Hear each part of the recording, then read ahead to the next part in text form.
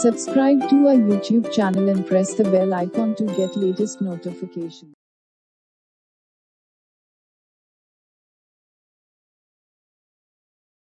Assalamu alaikum dear students, hope you all are fine and doing good. This is your chemistry teacher and today I am going to talk on a topic, name and formulae of simple compounds. Name and formulae of simple compounds.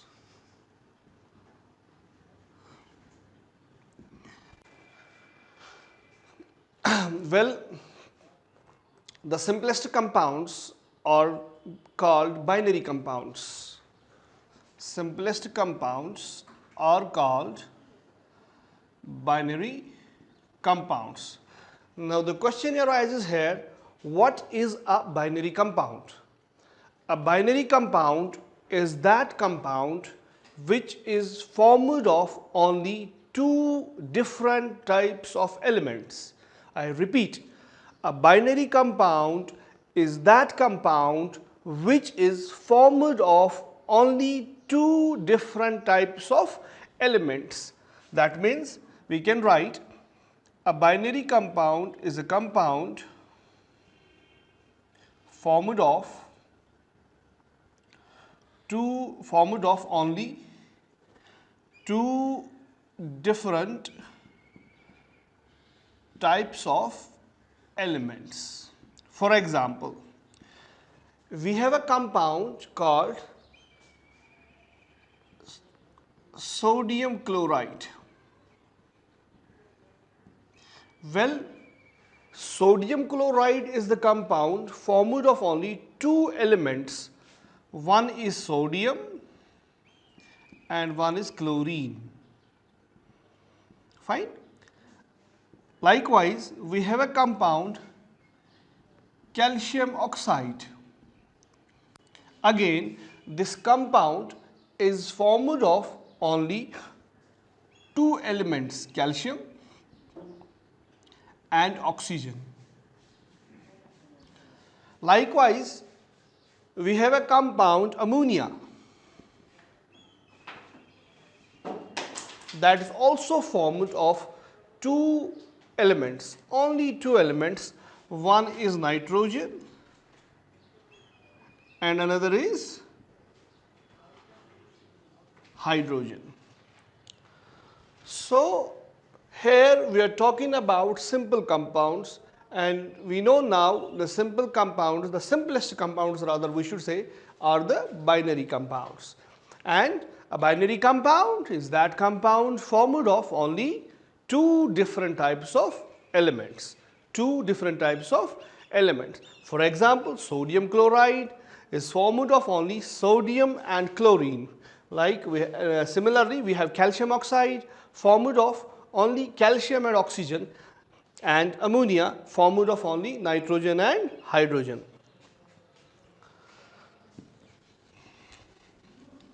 Now, how to write formulas of binary compounds? There are rules for writing formulas of binary compounds. How to write a formula of a binary compound? Now see, if a compound is formed of two nonmetals, listen to me very carefully. If a compound is formed of two nonmetals, how would you write the formula of that compound? As I have mentioned it on the board, rules for writing formulas of a compound. The first rule says the symbol of more electronegative element is written on the right hand side, and the symbol of less electronegative element is written on the left hand side of the formula. For example, I am giving you an example. For example, we have a compound carbon dioxide. Carbon dioxide. The chemical formula is CO2. Now see, as per the rule which I have mentioned just now, that the symbol of more electronegative element is written on the right hand side. See, among carbon and oxygen, oxygen is the more electronegative element. More electronegative element, and carbon is less electronegative element.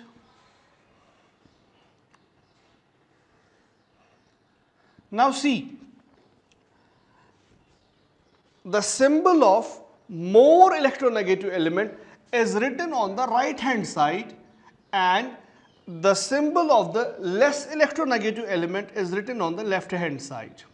Or you can say the symbol of less electronegative element is written first. When a compound is formed of two nonmetals, the symbol of less electronegative element is written first, followed by the symbol of more electronegative element. Now here arises a question. What do we mean by electronegative element? What is electronegativity? Dear students, if you remember, I have discussed with you the properties of metals and non-metals. Just recall the properties of non-metals. One among the property is electronegativity or electronegative nature. Non-metals are electronegative in nature. And now what does that mean? That simply means the tendency of an element to accept electrons. The tendency of an element to accept electrons. Now among the two, oxygen has more capacity, more tendency for gaining an element than this carbon. That is why oxygen is more electronegative and carbon is less electronegative. So while writing the formula of a compound formed of two nonmetals, the symbol of more electronegative element is written on the right hand side and the symbol of less electronegative element is written on the left hand side, or the symbol of the less electronegative element is written first and the symbol of the more electronegative element is written after that. Similarly, we have a compound sulfur dioxide. Again, the formula is SO2. You see, among the two elements, oxygen has more tendency of accepting electrons. Oxygen is more electronegative element than sulfur. So see, so more electronegative element, it is oxygen is more electronegative in nature. More electronegative, and sulfur is less electronegative element. Again, I repeat the rule number 1 is that while writing the formula of a compound formed of two nonmetals, the symbol of less electronegative element is written first, followed by the symbol of more electronegative element, or you can say the symbol of more electronegative element is written on the right hand side and the symbol of less electronegative element is written on the left hand side. This is rule number 1. Now, in case a compound is formed of metal and a non-metal, this was about two non-metals. Now, the question arises, what if a compound is formed of metal and a non-metal? Then how to write the formula? See, rule number 2 says, rule 2 says, if a compound is formed of metal and a non-metal, then the symbol of metallic part is written first, or the symbol of metallic element is written first, followed by the symbol of non-metallic element. For example, we have we have a compound calcium oxide. We have a compound calcium oxide. So we write a formula CaO. CaO is the formula of calcium oxide. Now see, calcium is the metallic element, a metal part, and oxygen, non-metal. Oxygen, non-metal. So in case of a compound formed of metal and a non-metal, the symbol of metallic part is written first. The symbol of metallic element is written first, followed by the symbol of non-metallic element. Similarly, we have a compound called sodium chloride. And the chemical formula is NaCl. Again, see, the symbol of metallic part is written first, metallic element, fine, and the chlorine is non-metal. So I have discussed two rules. First, if a compound is formed of two non-metals, then the symbol of less electronegative element is written first, followed by the symbol of more electronegative element. And if a compound is formed of metal and a non-metal, then the symbol of metallic element is written first and non-metallic element is written after that. Okay. The number of atoms of each element, I write the number of atoms of each element is indicated by subscripts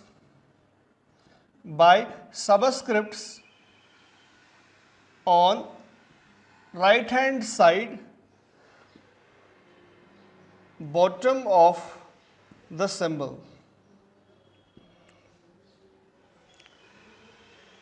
The number of atoms of each element, that means how many number of atoms are chemically combined together resulting in the formation of a molecule, fine. So the number of atoms of each element is indicated by subscripts on right hand side bottom of the symbol. For example, Al2O3. This is a compound called named as aluminum oxide. Here we have 2 aluminum atoms combined with 3 oxygen atoms. Okay. Similarly, we have a compound N2O5, dinitrogen pentoxide. So here we are indicating the number of atoms present in a molecule. I have discussed 3 norms with you. Number 1, I am discussing the rules for writing the formulas. I am just writing the formulas. I am just explaining you the rules of writing the formulas. After that, I will explain you the rules for naming the compounds. This is rules for writing the formulas. Number 1, I discussed if a compound is formed of two non-metals, then how to write a formula? The symbol of less electronegative element is written first, followed by the symbol of more electronegative element. In case a compound is formed of metal and a non-metal, then the symbol of metallic part is written first, followed by the symbol of non-metallic part. Similarly, the number of atoms of each element is indicated by subscripts. So this was about the rules for writing the formulas of binary compounds. Now we have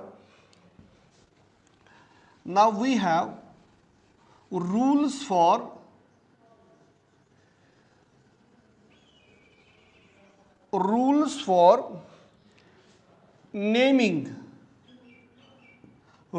for naming binary compounds. Firstly, we are very much versatile about rules for writing the formulas of binary compounds. Now we have rules for naming binary compounds. The first element, which is less electronegative element, is named as such, and the second element is written with an IDE at the end. For example, Ki. Potassium, here it is less electronegative element and iodine is more electronegative. Iodine is more electronegative element. While naming the compound, the first element which is less electronegative element is named as such. The name is potassium. The name is potassium. And this second element is written, which is more electronegative in nature. This element is written with IDE at the end. That means the name becomes IODIDE, iodide.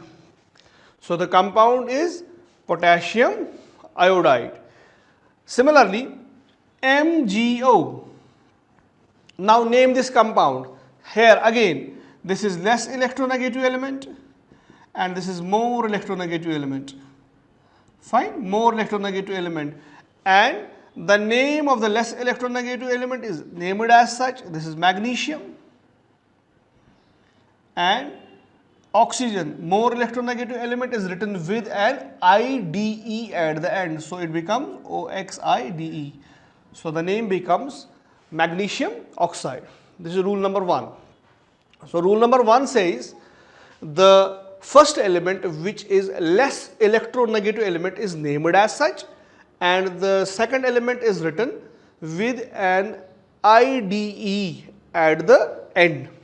Okay, rule number 2. In case of a compound formed of metal and non-metal,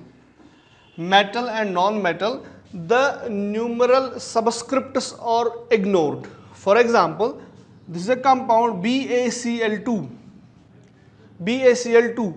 This compound is named as barium chloride,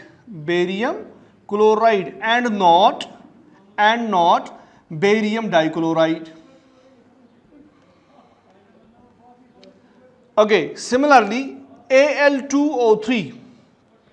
This compound is named as aluminium oxide and not dialuminium trioxide. That simply means when a compound is formed of metal and non-metal, while naming the compound, the numeral subscripts are ignored. That means the numeral subscripts are need not to be taken into consideration. This is rule number 2. Rule number 3. Rule number 3 says if a compound is formed of two non-metals, these numeral subscripts have to be taken into consideration. See, don't get confused. First, I told you that a compound is formed of metal and a non-metal. While naming the compound, the numeral subscripts are ignored. They need not to be taken into consideration. While naming a compound formed of two non-metals, these numeral subscripts are to be taken into consideration. For example, subscript prefix 2 di, 3 tri, 4 tetra, 5 penta, 6 hexa, so forth and so on.